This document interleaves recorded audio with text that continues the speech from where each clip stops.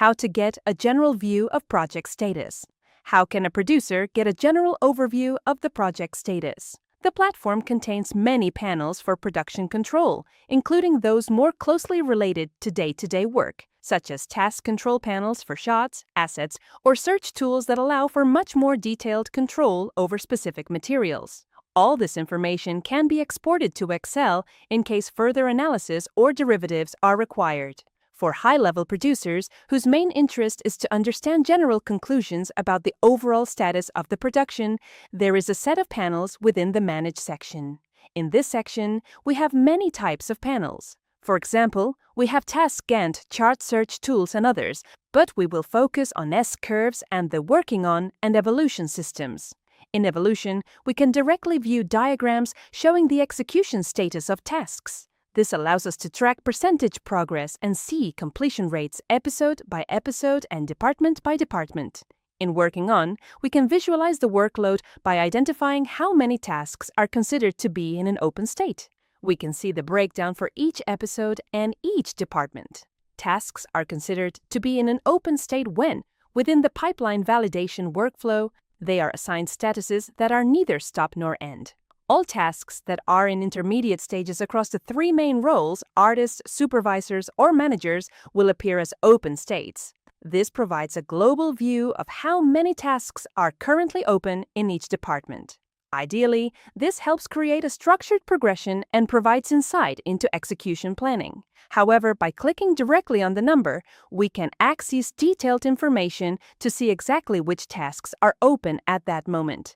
The system also includes workload indicators that show how many tasks are open or pending to be opened by department and status. This provides a general overview of how different workflow states overlap. For example, if we access a department such as Layout, we can view detailed information about which tasks are currently open in that department and analyze the workload assigned to each operator, giving us a comprehensive operational overview. If more than one episode is active simultaneously, tasks will be displayed separately by episode. This allows us to prioritize episodes with earlier delivery dates and adjust workload distribution accordingly. As mentioned earlier, there is an even more general way to view the project status, which is through S-curves. An S-curve is a typical execution curve in which the project starts slowly, accelerates as more personnel join the project and workflows become more efficient, and finally slows down again as tasks are completed with smaller teams. In this example, the S-curve is measuring a total of 2,600 tasks.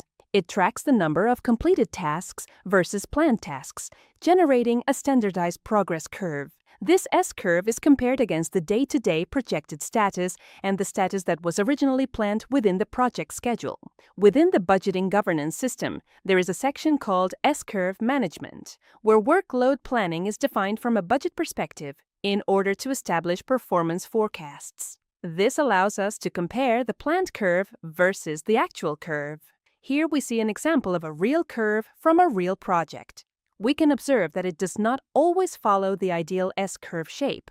In reality, projects are affected by many factors, such as vacation periods, production peaks, or moments when the project accelerates or slows down. This allows us to generate a general understanding of how the project has evolved, make informed decisions based on that evolution, and then dive deeper into the details to understand the underlying reasons why the project behaves in a particular way.